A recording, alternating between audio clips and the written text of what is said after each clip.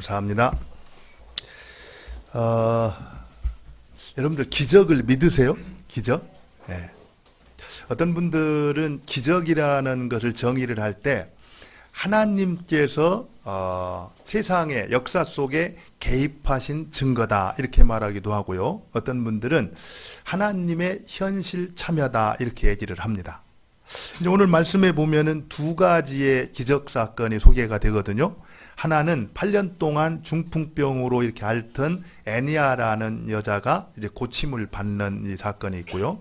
또 하나는 이제 도르가라고 다비다라고 이제 선행과 구제를 열심히 했지만 죽었던 사람이 다시 살림을 받는 이 두 가지 기적이 소개가 되고 있습니다.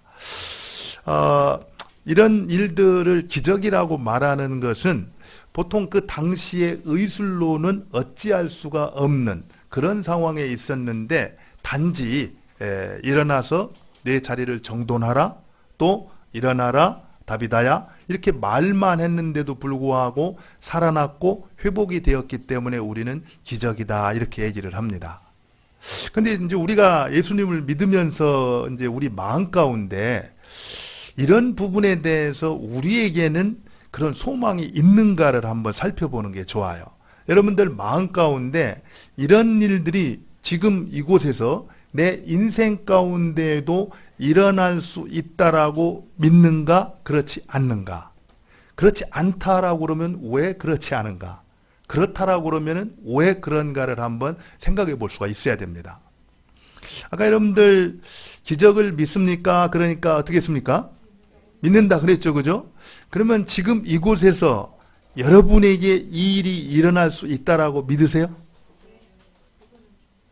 그거는 좀 사실 굉장히 중요한 부분이에요.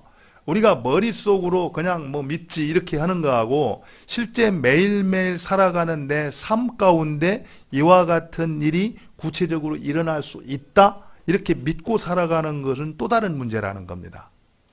근데 제가 말씀을 드렸잖아요. 기적이라는 것을 다르게 정의하지 아니하고 하나님께서 역사에 개입하신 증거다. 또 하나님의 현실 참여다. 이렇게 말을 한다라고 하면은 적어도 우리가 이렇게 생각할 수 있어요. 하나님이 살아 계십니다. 그리고 그 하나님을 의지하고 믿을 때 그리고 믿음으로 그분을 구하고 기도를 드릴 때 믿는 자의 삶 가운데서 그 하나님께서 살아계시다라는 것을 증거할 수 있습니까? 없습니까? 있죠. 그렇기 때문에 지금 이곳에서 내 인생 가운데도 그와 같은 일이 일어날 수가 있다라고 우리는 어때요? 믿을 수가 있는 거예요. 사실 오늘 이 말씀은요, 저도 사실 이 말씀을 준비를 하면서 그냥 기적이 일어났다 이런 내용을 소개하고 있잖아요, 그죠? 그럼 도대체 이걸 가지고 무슨 설교를 해야 되는가 생각을 했는데 제가 깊이 묵상을 하는 가운데 마음속에 그런 생각이 들었어요.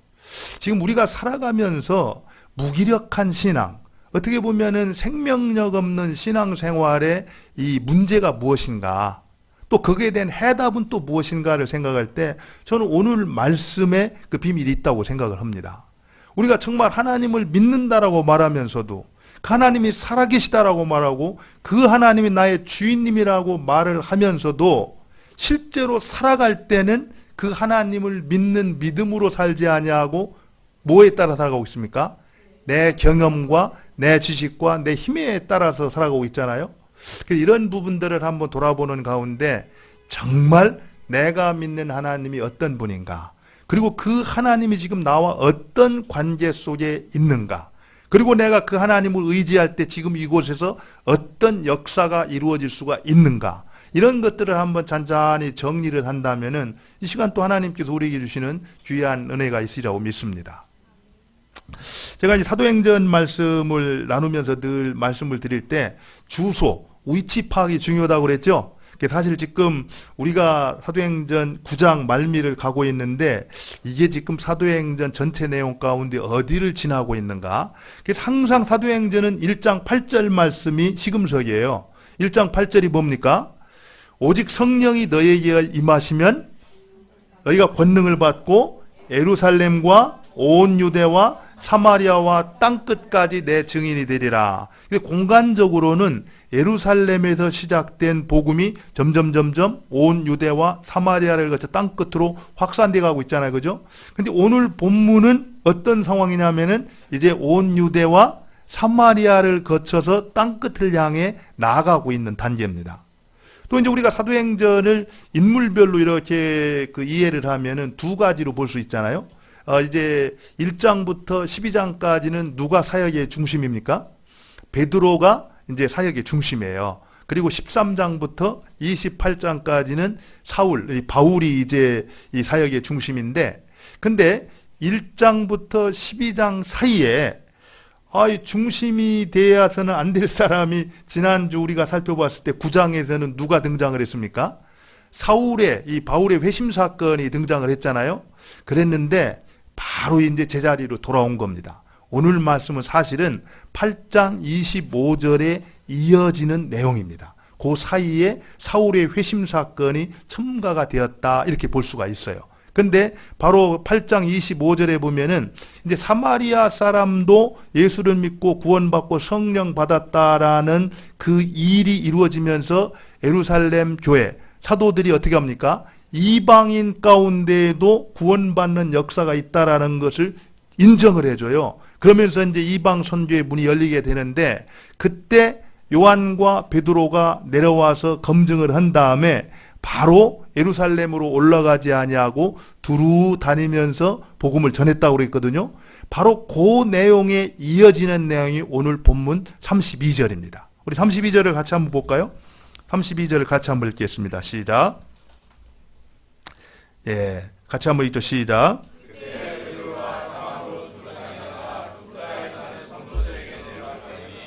예, 거기 보니까 그때에 베드로가 사방으로 두루 다니다가 룻다에 사는 성도들에게도 내려갔다, 이렇게 말하고 있습니다. 근데 그때부터 이렇게 이어지는 내용이거든요. 그런데 내려가서 그곳에서 누구를 만났습니까? 애니아라는 한 사람을 만났어요. 근데 그 사람은 8년 동안 중풍을 앓던 사람이었습니다. 근데 오늘 본문에 보면은 그 사람이 베드로를 통해서 어떻게 돼요? 고침을 받잖아요. 그죠? 근데 오늘 내용을 쭉 보면은 저는 그 애니아를 고친 사건과 그 다음에 요바에서 다비다를 살려낸 사건이 예수님이 하셨던 이 사역과 아주 비슷하다라는 걸 발견을 했습니다. 여러분들 실제로 마가복음 2장 11절에 보면은 중풍 걸렸던 사람이, 이제 중풍 걸린 사람은 움직일 수가 없잖아요. 그죠? 그렇기 때문에 친구들이 이제 중풍 걸린 사람을 예수님 앞으로 데리고 와요. 근데 들어갈 수 있는, 이제 문으로 들어갈 수 있는 길이 없자 지붕으로 가가지고 어떻게 합니까? 그 친구들을 지붕에서 달아내리거든요. 그랬는데 예수님께서 그에게 이제 내 상을 들고 가라, 이렇게 한마디 합니다. 그래가지고 일어나서 상을 들고 갔어요. 그렇게 치유가 됐다는 얘기예요. 근데 오늘 본문에도 보면은 베드로가 애니아를 고칠 때 따르게 허지를 안 해요. 뭐라고 말합니까? 내 자리를 일어나 정돈하라고 그렇게 말을 합니다. 그리고 그뿐 아니라 실제로 그 다음에 나오는 이제 요바에서 다비다라는 이제 사람을 살려내는 그 사건을 봐도 실제로 마가복음 5장 41절에 보면은 야이로, 이 회당장 야이로의 딸을 고쳐낼 때 그 사건하고 아주 똑같습니다. 사람들을 다 내보낸 다음에 어떻게 합니까? 달리다 굼 이러거든요. 달리다 굼. 소녀야 일어나라. 그랬더니 이제 죽었던 사람이 일어났거든요. 근데 오늘 내용을 보면은 사람들을 다 내보낸 다음에 베드로가 뭐라고 말합니까? 사실은 이 학자들이 그렇게 얘기를 합니다. 그렇게 말했는지는 모르지만 달리다 굼이라는 말은 소녀야 일어나라의 아람어거든요. 아람어로는 달리다 굼 이렇거든요. 근데 이 그 다비다야 일어나라, 이 얘기를 아람으로 썼다라고 한다면은 다비다 굼 이렇게 되는 겁니다. 달리다 굼, 다비다 굼. 사실은 철자 하나 차이예요. 그래서 실제로 베드로가 이 그 다비다를 살릴 때도 다른 얘기 하지 아니하고 어떻게 해요? 다비다야 일어나라, 다비다 굼. 그랬더니 이제 일어났다라고 얘기를 하고 있습니다. 그런 의미에서 이 베드로의 사역은 바로 예수님을 아주 닮은 사역이었다, 이렇게 볼 수가 있죠. 사실은 우리가 주님의 제자로서 삶과 인격이 예수님을 닮는 것은 마땅한 일이죠. 그런데 사역도 역시 우리가 예수님을 닮는 것이 필요하다라는 겁니다. 정말 예수님께서 관심 갖고 있는 일이 무엇인가? 그 일에 우리도 관심을 가져야 되고 예수님께서 하셨던 그 일을 우리도 그렇게 할 수 있어야 된다라는 거예요. 여러분은 어떠세요? 정말 예수님이 관심 갖고 있는 일에 관심이 있습니까? 또 그 일을 예수님처럼 그렇게 하고 계세요? 그런데 오늘 말씀해 보면은요, 똑같이 사역을 한 것 같은데 거기에 또 중요한 또 차이가 있어요. 예수님이 하셨던 사역과 베드로의 사역이 어떤 차이가 있는가? 사실 오늘 말씀의 핵심은 이 부분에 있습니다. 이걸 한번 우리가 잘 살펴보길 바라요. 실제로 예수님께서 이제 이 중풍병자를 살릴 때나 또 이 그 소녀를 살려낼 때는 따르게 하지 아니하고 그대로 직접 명령하셔서 고쳐내고 살려냈습니다. 그런데 베드로가 하는 사역을 잘 살펴보면 뭔가가 플러스가 된 걸 볼 수가 있어요. 34절을 보죠. 34절을 보니까 일어나 내 자리를 정돈하라 한데 곧 일어서니 그랬는데 일어나 내 자리를 정돈하라 이렇게 말하기에 앞서서 베드로가 뭐라고 말하고 있습니까? 뭐라고 말하고 있죠? 애니아야 예수 그리스도께서 너를 낫게 하시니 이렇게 말하고 있습니다. 너를 낫게 하는 능력은 내게 있는 것이 아니라 예수님께 있다. 예수님께서 너를 낫게 하는 치유의 능력의 근원이 되신다. 이것을 베드로는 분명히 선언을 했다라는 겁니다. 그리고 또 한 가지요. 40절에 보면은 다비다야 일어나라 이렇게 해가지고 그를 살려내기 전에 무슨 일을 합니까? 무슨 일을 하죠? 베드로가 다 내보내고 무릎을 꿇고 기도하고 이렇게 말하고 있어요. 누구한테 기도했습니까? 하나님께 기도하고 예수님께 기도를 드린 거예요. 바로 이 능력, 치유하고 사람을 살려낼 수 있는 능력이 내게는 없다라는 겁니다. 하나님께 있고 예수님께 있기 때문에 그 예수님께 하나님께 기도를 드렸다 이렇게 말하고 있는 거예요. 우리가 알아야 됩니다. 나를 바라보고 나를 의지할 때는 능력이 없어요. 사실 우리는 그렇기 때문에 무기력한 신앙생활을 하는 겁니다. 우리 안에 계신 살아계신 나의 주인님이 되신 예수 그리스도 그분이 능력이 있는데 그분으로 우리가 살지 아니하고 그저 내 힘만 내 지혜만 내 능력만을 의지하니까 실패하고 넘어질 수밖에 없다라는 거예요. 저는 이 시간 여러분들이 그거를 볼 수 있기를 바랍니다. 베드로가 놀라운 기적의 역사를 이뤄냈던 것은 베드로 자신의 능력으로 한 것이 아니라 베드로가 믿고 의지했던 예수 그리스도 바로 그분에게 능력이 있었고 모든 치유와 회복의 능력의 근원이 누구에게 있었다라는 거예요?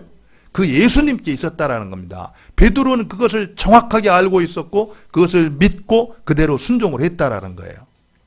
실제 여러분들 요한복음 14장 12절에서요. 예수님께서 뭐라고 말씀했습니까? 너희가 나를 믿으면 뭐라고 했어요?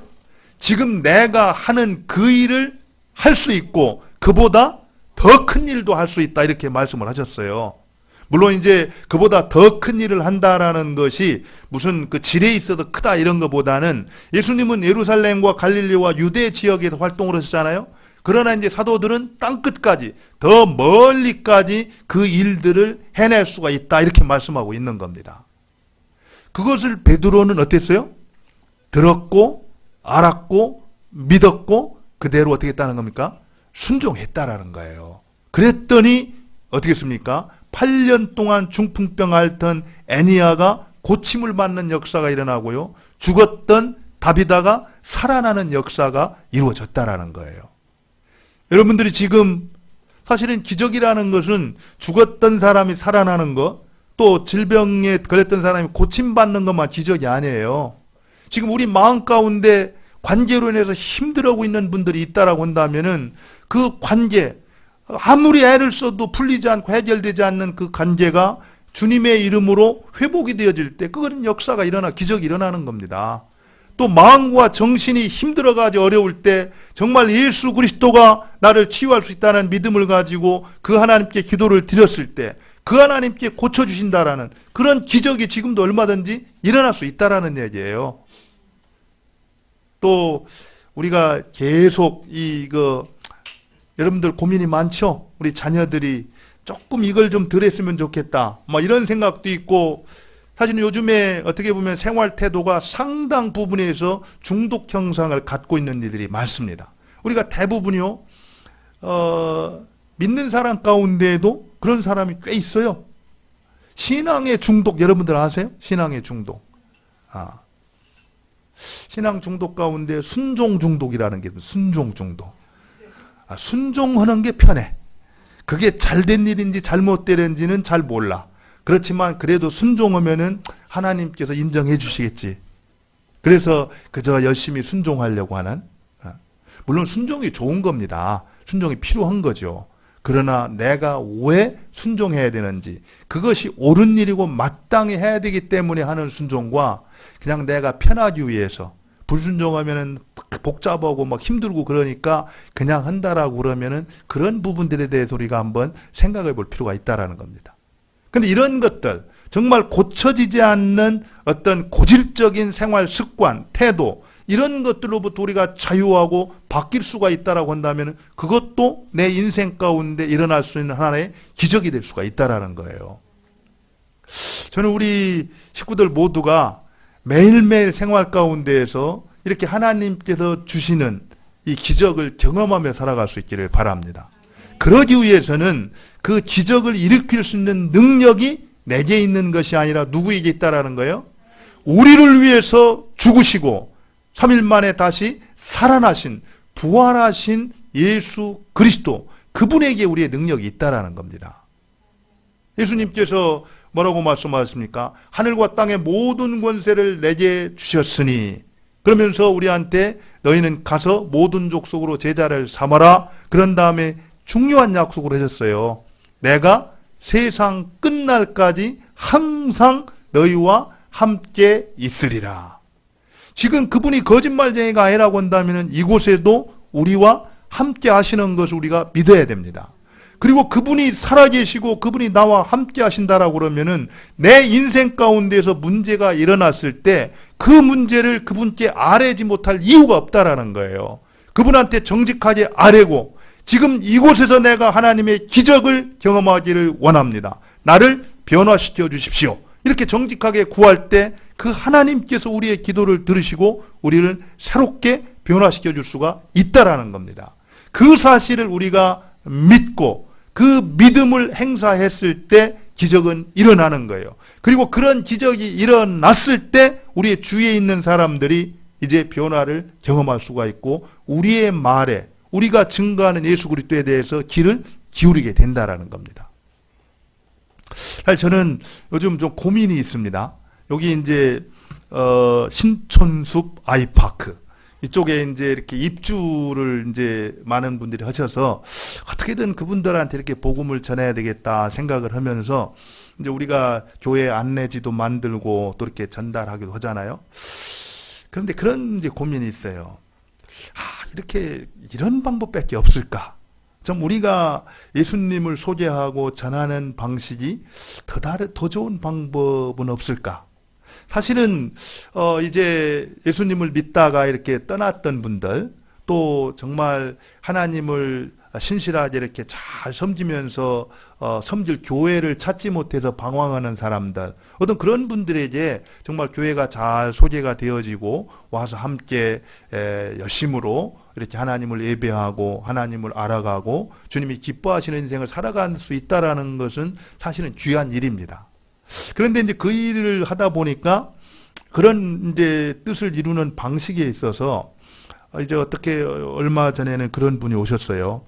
이 아파트가 입주하면은 아파트 엘리베이터 안에다가 이렇게 이 가벽이라고 그러죠. 가벽을 하면 거기에 A4 용지 한 칸에 95만 원. 이렇게 하면서 다른 교회도 하니까 요 교회도 하십시오. 이렇게 이제 하면서 해가지고 아무래도 장사 속 같아서 좀 사양하겠습니다. 그랬더니 그러면서 쭉 대화를 나누다가 그러면은 복음을 이렇게 전하는 게 어떻겠냐고 그러면서 그분도 이제 예수 믿는 분이었어요. 그러면서 목사님이 하신다면 제가 받는 그 저기는 빼고 한번 기회를 드리겠습니다. 그래서 45만 원까지 내려왔습니다. 상당히 고마운 일이에요. 그분은 자기가 받는 그 저기를 수수료를 다 이제 제하고 기회를 주는 거죠.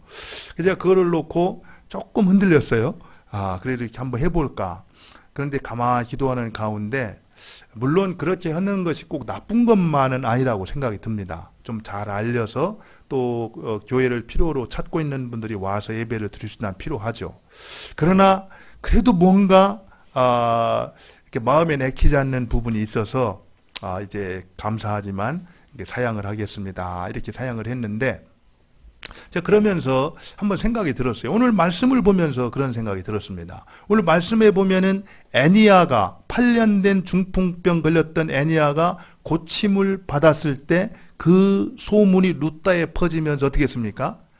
루따엔 모든 사람들이 다 주께로 돌아왔다고 그러잖아요. 또 이 다비다가 고침을 받았을 때 어떻게 했습니까? 많은 사람이 주님께 돌아왔다. 이 누가는요, 주님께 돌아왔다 이 얘기가 구원받았다 이 얘기입니다. 그 표현을 그렇게 하고 있어요. 그러니까 정말 우리 교회가 어떤 모습으로 소문이 났으면 좋겠는가 생각을 할 때 오늘 말씀처럼 우리가 거창한 것은 아니라 할지라도 내가 매일매일 살아가면서 내 안에 계신 예수 그리스도 그분을 의지해서 믿음으로 순종을 할 때 하나님께서 내 삶을 이렇게 변화시켜 주셨습니다. 바꾸어 주셨습니다. 나를 이렇게 새롭게 하셨습니다. 이런 간증으로 이제 주위에 한 사람씩 퍼져나가면서 그들이 주님 앞에 돌아올 수 있다라 한다면은 이것이 우리가 전하는 방식이 돼야 하지 않겠는가. 근데요, 꼭 한 가지만 할 필요는 없습니다. 교회도 열심히 소개를 하고 나누기도 하고 그러면서 이제 같이 하면 좋겠죠. 그러나 중요한 것은 그런 것, 하나님의 약속을 믿고 순종하는 삶, 순종할 때 하나님께서 역사하는 그 살아계시는 증거, 그런 것 없이 그냥 안내지만 돌린다라고 해서 교회가 건강하게 세워져 가는 것은 아니라는 겁니다. 저는 우리가 오늘 말씀을 보면서 우리 인생 가운데에도 우리 교회 가운데에도 하나님이 살아계시고 하나님이 우리에게 주셨던 약속의 말씀을 붙들고 순종할 때 하나님께서 역사하시는 것들을 많이 경험할 수 있기를 바랍니다. 그리고 그 모습을 보면서 우리가 전하는 예수님을 많은 사람들이 믿고 주님 앞에 돌아올 수 있기를 바랍니다. 그것이 우리 주님께서 우리 교회에 원하시는 일이라고 믿습니다. 한 가지만 더 이렇게 살펴보면은요, 오늘 이제 36절 이하에 보면은 한 사람이 나와요. 사실 앞에서는 베드로가 어떻게 누구를 고쳤는가 이렇게 말했다면은 이 36절 이하에서는 베드로가 살려낸 그 사람이 누구인가에 더 이렇게 초점이 맞춰져 있는 것 같아요. 그래서 36절에 다비다라는 사람이 나오는데 여러분 여기 다비다라는 그 사람은 하나의 이제 호칭이 어떻게 호칭이 되어 있습니까? 욥바의 다비다라 하는 뭐라고 말하고 있죠? 여제자라 이렇게 말했어요. 여러분들 신약성경에 여제자라는 말은 이곳 한 번뿐입니다. 그러면 어떻게 많은 사람 가운데 오직 이 사람만 여제자라는 그런 호칭을 받았을까? 실제적으로 사도행전에서 이 제자라는 호칭은 복음 전도에 있어서 사도들을 또 이렇게 순회 설교자들에게 큰 도움을 주었던 그 사람들에게 사용했던 이 단어거든요. 물론 우리가 말하는 대로 예수님을 따르는 사람들이죠. 큰 의미에서는. 근데 특별히 어떤 모습으로 어떻게 살았길래 이 다비다라는 사람을 여제자다 이렇게 우리가 부르고 있었는가. 이제 우리가 그 다음 내용을 보면은 그가 어떤 분인지를 알 수가 있어요. 36절 그 이름을 번역하면 도로가라. 뭐라고 말하고 있습니까? 선행과 구제하는 일이 심히 많았다 이렇게 말하고 있고요. 그의 선행과 구제가 어땠는가를 좀 더 구체적으로 말하면 39절에 나옵니다. 우리 39절을 같이 한번 읽어볼까요? 같이 한번 읽겠습니다. 시작.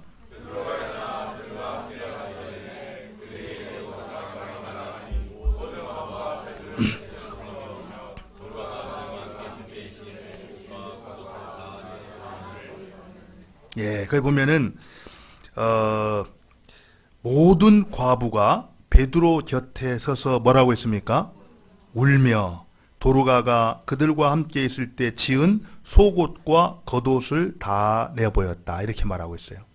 아마 이 도르가라는 여자는 이 바느질에 이렇게 아마 은사가 있었던 것 같아요. 근데 자기가 가지고 있는 그 은사를 활용해서 많은 과부들에게 속옷과 겉옷을 지어서 공개했던 사람으로 이렇게 보게 됩니다. 실제로 여러분들 요빠라는 이 도시는요, 66년에 로마가 쳐들어와서 그곳을 공격했을 때 약 한 8,400명의 군인들이 다 이렇게 죽임을 당했다 그래요. 그러니까 많은 과부들이 있었습니다. 그러면 사실 그 당시에 과부와 고아, 사회적인 약자였거든요. 누구도 그를 도와주지 않으면 살 수 없는 그런 약자였습니다. 그랬는데 바로 이 도르가라는 여인은 바로 그 사회적인 약자, 도움이 필요했던 그런 사람을 잘 공개했던 그런 사람으로 선행과 구제가 많았다. 이렇게 말하고 있다라는 거예요. 근데 중요한 것은 그 선행과 구제를 했을 때 그가 죽었어요. 그죠? 죽었는데 많은 과부들이 와서 그의 곁에 서서 어떻게 했다고요? 울었다. 이게 울었다. 울었다는 게 중요한 겁니다. 여러분들 장례식이 지금 벌어지고 있어요. 언제가 될는지는 몰라요. 그렇지만 여러분들 장례식장에 딱 장례식이 진행되고 있는데 사람들이 와서 여러분들 죽음 때문에 울어줄 사람이 몇 명이나 있는 것 같아요? 몇 명이나 있습니까? 그거 잘 생각해야 됩니다. 아이고, 그냥 그러면 안 되겠죠, 그죠? 실제로 지식경영의 아버지라고 불리는 피터 드러커의 질문이라는 책, 그래서 사실은 이 질문은 우리 인생 가운데 굉장히 중요하다라고 말하잖아요. 근데 그분이 이런 얘기를 해요. 하루는 고등학교 이제 공부 시간이 됐는데 선생님이 들어오자마자 한 아이를 붙잡고 이렇게 질문을 했다 그래요. 얘야, 너는 이 세상을 떠날 때 사람들이 너를 어떤 사람으로 기억해 주기를 바라니? 이렇게 한 사람 한 사람씩 붙잡고 질문을 했다 그래요. 그랬는데 고등학생이니까 물론 그 가운데 누구도 나는 어떤 사람으로 기억되기를 바란다라고 이렇게 반듯하게 대답하는 사람이 없었습니다. 그러자 그가 껄껄 웃으면서 그래, 뭐 지금 너희들이 이렇게 대답 못하는 건 이해가 된다. 그런데 너희 나이가 50이 되었는데도 불구하고 이 문제에 대해서, 질문에 대해서 답을 할 수 없다라고 한다면은 너희들은 인생을 잘 살았다고 보기는 어려울 거다. 실제로요, 그러고 나서 50년이 지난 다음에 고등학교 졸업 동창회를 했다 그래요. 근데 그때까지 살았던 사람들은 이렇게 다 모였는데 거기에 모였던 모든 사람들이 그 선생님이 했던 그 질문을 똑똑하게 기억하고 있었다라는 겁니다. 그러면서 그 질문이 내가 인생의 방향을 정하고 올곧게 정말 영향력 있게 살아가는데 큰 힘이 되었다고 이렇게 고백을 했다라는 거예요. 그래서 저는 여러분들이 이 질문 한번 기억했으면 좋겠어요. 여러분은 사람들이 여러분을 어떤 사람이라고 기억해 주기를 원하십니까? 뭐 대답을 하시는 분도 계시고 못 하시는 분, 제가 보니까 7분이 지금 하고 계세요. 근데 사실은 그 질문, 그러니까 드러커가 그렇게 얘기를 합니다. 그 첫 번째 질문에 대한 답을 가졌다고 그런다면은 이어서 두 번째 질문을 해야 된다. 이렇게 말합니다. 그렇다면은 나는 그것을 위해서 지금 이곳에서 매일매일 어떻게 실천하고 있는가? 저는 이번에 그 쪽방촌을 이렇게 갔다 오면서 그런 생각을 했어요. 우리가 이렇게 바쁘게 살 때, 또 막 빨리 살아갈 때는 큰 빌딩밖에 안 보이는 것 같아요. 아주 멋있는 빌딩. 우리가 갔던 곳도 그 대우 빌딩이 있었고, 막 호텔이 있고 굉장히, 그런데 그 안으로 들어가 봤더니 그 안에 바로 쪽방촌이 있었습니다. 어떻게 보면 우리가 바쁘게 살고 급히 살면은 볼 수 없는 것들, 그래서 좀 시간을 내 가지고 주위를 이렇게 돌아보니까 의외로 우리가 살고 있는 가까운 곳에 정말 많은 분들이 우리의 도움과 우리의 필요를 원하고 있다라는 겁니다. 그러면서 우리 교회가 우리 주님께서도 낮은 곳에 마음을 두셨었잖아요. 그러니까 우리가 정말 예수님을 닮아가는 교회 된다라고 말하고 있는데, 그렇다면 우리가 어떤 일에 힘써야 될 것인가, 이런 부분들을 좀 고민하면서 구체적으로 어떤 문제를 풀어갔으면 좋겠다, 이런 생각을 했습니다. 정말 여러분들은 세상을 떠날 때 사람들이 여러분을 어떤 사람으로 기억해 주기를 원합니까? 한번 생각해 보시고요. 또 그렇다라고 한다면은 구체적으로 매일매일 나는 어떻게 살아가고 있는가, 이런 부분들을 점검하면서 저는 오늘 이 도로가가 우리에게 주는 귀한 교훈이 있다고 봐요. 사실 도로가는 여제자입니다. 주님을 따르는 여제자였어요. 그는 정말 이 땅 위에서 하나님을 사랑했기 때문에 이웃사랑을 실천을 했습니다.